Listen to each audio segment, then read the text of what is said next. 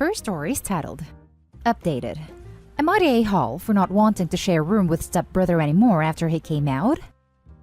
Original story. My dad got married over a year ago. His wife moved in with her son, who's same age as me, 16.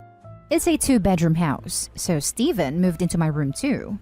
It didn't bother me before because I was mostly with my mom, and my dad only on weekends. My mom got called out of state for work, and she's not gonna be back for months, so I'm now with him full-time. I've met Steven a few times, but now being here all the time, I notice weird stuff. There's a bathroom in my room, and he literally gets out naked every single time, even when I was already in the room before he went in. I always tell him what the heck, and he says sorry but always does it. Now, I just leave the room when he showers. When I play video games, he'll come sit right next to me, and we're pressed right against each other. There's more space on the couch, so it bothers me that he does that. Other times, he'll be talking to me and put his right hand on my lap, but like not move it. I don't know. It's weird for me because I don't like being touched, but he's always super touchy with me, no matter how many times I tell him I hate it. What's made it real uncomfortable is when I change or something in the room. He straight up watches me and creeps me out. So now I go do that in the bathroom too. It's always weird when he's around, and I just don't like it. And he always wants to be around me. Then he came out 2 months ago, and now some stuff makes sense. It's more awkward because I feel like he's into me or something. Still stares if he comes in when I'm changing my clothes but acts like he wasn't. Gets naked around me when he's changing. So I told my dad I don't want to share my room with him anymore and said why. My dad doesn't think it's wrong the way he is, but let me turn the basement downstairs into my own room when I ask him. It was a TV room we never used, and it had lots of space for my bed and all my other stuff. Steven's mad now that I don't want to share a room with him. He says I'm being homophobic because what a coincidence I'm only doing it now after he came out. His mom is mad too and thinks I'm overreacting because boys change in locker rooms together all the time, so that shouldn't make me uncomfortable. She also says that I'm being weird only because he's gay. But I don't know, I was always uncomfortable in locker rooms too. And plus, he straight up walks around naked in front of me, which I don't like. It's tense at home with them both saying I'm being homophobic, and Steven says I'm hurting his feelings not wanting to share that space anymore. I didn't like any of the stuff he was doing even before he came out, but now I just swear I was fed up with it. Knowing that he's gay just made me start to wonder if it was all being done on purpose. So, I don't know, am I being an a-hole? Now for the top comments before reading the update. Not an a-hole, and shouldn't have anything to do with him being gay. You've set your boundaries, and he keeps knowingly and willingly crossing them. If your parents won't do anything about it, then start using the phrase actual harassment, because that is literally what it is. Get a teacher or counselor involved too. You aren't being homophobic at all. What he's doing is straight up harassment, and that touching you without your consent is a violation.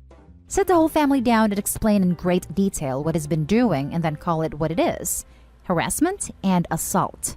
Tell them you were making excuses for him before he came out, but now that he's out, it's become clear what he's doing, and it's completely unacceptable. Tell them that you've moved out of the room and that's that. You don't want to hear any more crap about it. If they can't accept it, and if he continues doing the same thing to you, you will escalate by calling your mother and telling the school counselor. It sounds like going nuclear, but don't pussyfoot around these violations. You don't want it to get normalized in your home. Not an a-hole. Piggybacking on this, I would bring up anything about before or after the kid came out. It would still be harassment even if the stepbrother wasn't gay. It's weird and creepy, gay or straight. Not an a-hole. Not wanting to be touched against your will, not wanting to see someone naked, not wanting to be watched while you're dressed, equals perfectly reasonable, universal desires, not homophobia. If you were a girl, he'd be seen as a creep 100%. His behavior is creepy, and you've tolerated it way longer than you should have had to. Not an a-hole. You were uncomfortable with his behavior.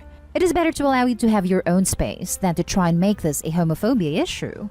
Most everyone would be weirded out by someone just being openly nude in front of them, regardless. The incompatibility in comfort levels is a reason in and of itself. True, and it sucks the way the mom responded about locker rooms. It's a completely different situation. Even if he wasn't gay, it's still straight up harassment to touch people's laps and expose yourself to them without consent. And now for the update. Okay, I know it hasn't been that long, but crap kinda hit the fan this week. So thanks everyone for supporting me through this, because I felt like I was losing it, with everyone at home making me feel like crap. It helped a lot that people understood what I was dealing with and didn't make me feel bad for feeling the way I do. Some comments were saying I needed to tell my mom about what was going on since she didn't know, even though I felt bad about it. So, a day after I posted, I told her. First about the way Steven was acting with me, and then how they were all giving me crap about being phobic since I decided to move out of my room after he came out. She was pissed the hell off. She told me to put my dad on, and I could hear her yelling at him from the phone when I gave it to him. My dad wasn't happy, and they were arguing for like a half hour. But he said he was sorry for not really doing much for me about Steven, and my mom says she doesn't want me there because of Steven. And also, she doesn't like that I'm sleeping in the basement and doesn't know if it's even safe for me down there since it's an old basement. My mom told me she wants me over there with her, but only if I want to. School is online, and I don't see any of my friends anyway, so it wouldn't be a big deal if I stayed with her. I talked to my dad, and then to my mom. He was mad that I wanted to go with her, but he didn't tell me anything else. She drove all the way back here and picked me up on Thursday. Been here at the hotel she's staying at since Friday. It's more chill, to be honest. I'm here alone most of the time since my mom has to work all day, so I like the privacy. I've talked to my dad, and he says they're gonna talk to Steven. I don't know how that's gonna go when my stepmom was still all defensive about him when I left. We'll see, I guess. I don't know for how long we'll be here. I think another 2 to 3 months, but at least I'm not there at my dad's right now with all those uncomfortable vibes. So yeah, that's all I wanted to say. Since everyone was really helpful about what I should do and how I don't need to be dealing with that crap. I'm so happy your mom was totally on your side. She needs a huge hug for being super mom for her son. I'm glad you told your mom and was able to leave because your first post made my stomach turn. Because you were being violated in your own home. This update is amazing, and you have a fantastic mother. Talk to your dad and try to tell him you still love him, but him not defending you is what made you want to leave. That was a good mama bear right there. Wow, that Steven guy sure is weird. I wouldn't blame you for wanting to get away from him, and I'm gay myself. Yeah, from reading both posts, being gay has nothing to do with it really. People should just respect boundaries. Good update. Glad to hear you got away from that situation. I don't know what country you're in, but I would guess that 16 is old enough to legally stay at your mom's if you want to. Personally, I wouldn't feel comfortable going back into that mess for a long time, and that's assuming your dad has an epiphany and realizes how severely he has failed as a father. Keep in mind that if you do ever want to see your dad, you can make plans to go out and do things with him without actually being at his house, and without Steven being around. Well, post-COVID anyway. It wasn't a custody thing. It's because my mom had to work out of the state for a few months, and so I stayed with my dad full-time until she got back. My parents are talking about what to do when we get back though, because she doesn't want me around Steven at all, so I guess see how that goes. Don't want to go back to that house either. Now for the next story. Am I the a-hole for telling my sisters her feelings don't matter more than the kids? So hear me out. My 40 female, sister 32 female, is a stepmom. She married her husband 6 years ago. They met 2 months after her husband's first wife died and had a very quick relationship, 14 months from meeting to marriage. He had 3 kids with his first wife, 13 male, 12 male, and 9 female. My sister has always wanted to be a mother, but is unable to get pregnant, and when she met her husband, she told everyone who could listen that this was God's way of making her a mother, and to quote her, to kids who really need one. So she stepped in and expected them to start calling her mom within a year. And when it didn't happen, she was disappointed. She wanted to adopt them, and they said no. She and her husband put them into therapy, and she broke down 2.5 years into their marriage when the boys said she would never be their mom.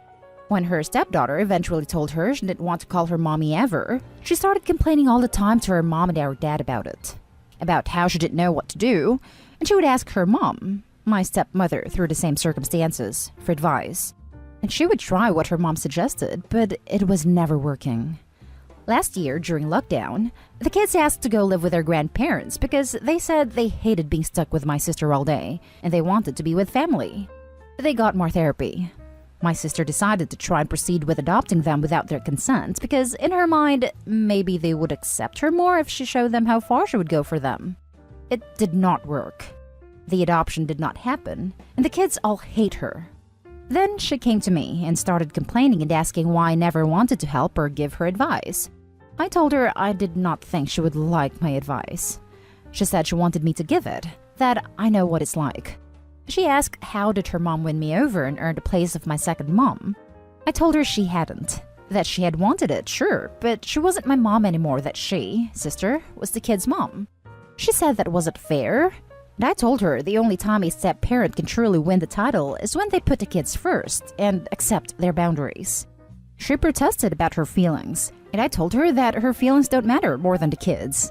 They have to be put first. And if their need is for her to just be stepmom, then she should be focusing on being the best stepmom she can be, and less in following her dream to motherhood.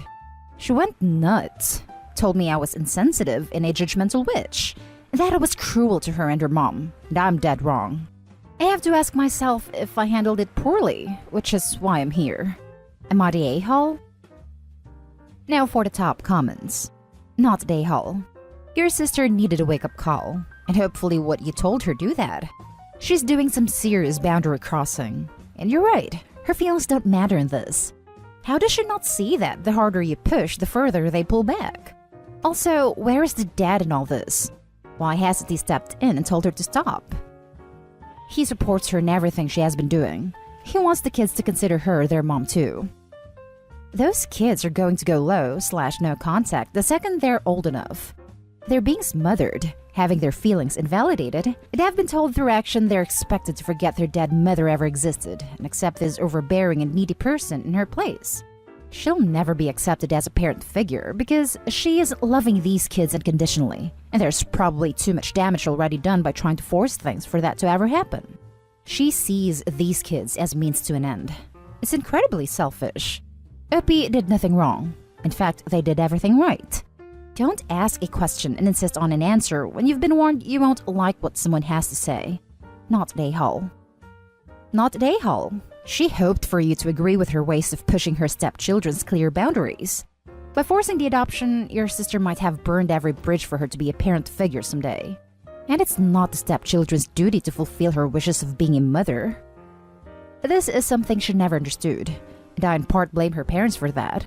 I think it goes back to my relationship with her mom and her lack of understanding about how different her mom and I see the relationship between us, as well as what a stepchild owes a step-parent, for want a better way to put it. Like, yes, they are owed the same respect and courtesy of any adult, but they seem to feel like love is owed too. I think the children will have a hard time respecting both the father and your sister. Imagine your mom dying and 2 months later, your dad starts dating again. And on top of that, your sister trying to force herself into the position of the mother. I bet the children didn't have a real opportunity to grieve for their mother and resent your sister even more for her behavior. That would be my guess. The boys probably even resent her more again because they tried to get to their sister because she was much younger and wouldn't have any of her own memories of their mom. So to them, it would look even more like my sister was swooping in to raise the mom they loved so much. It sucks because I know how that can feel. And I know what it's like to have it assumed you will feel a certain way because you don't remember the deceased parent. The last story is titled, Am I the a-hole for refusing to pay for an expensive dress which was ruined at my wedding? My father-in-law is a dirtbag who ended his 23-year marriage with a text and moved in with my mother-in-law's best friend since college while mother-in-law was on a trip. I'm going to call the friend Shauna, and her and father-in-law are married now. Very unhappily, and it is a huge crap show. Stealing father-in-law wasn't enough, and Shauna went on a smear campaign and told everyone stuff mother-in-law had told her in confidence. Mother-in-law hates them for valid reasons, but I have tried to tell her the best revenge is living well. She just got engaged to someone who treats her like a princess and has real money. Father-in-law has become a gambling addict, and him and Shanna are screwed, but there is still a lot of anger. I probably messed up by sitting them together at the wedding, but mother-in-law's fiancé accidentally knocked his entire glass of wine onto Shanna's lap. I'm pretty sure he did it on purpose, And I do think it was needlessly immature, but not a problem. The dress cost $1,500, and the stain will not come out. Shanna asked me to pay for it, and I refused. She cried and said the dress was important, and she just wanted to feel special and beautiful. I told her to take it up with a fiancé, but she said he would just tell her to bug off.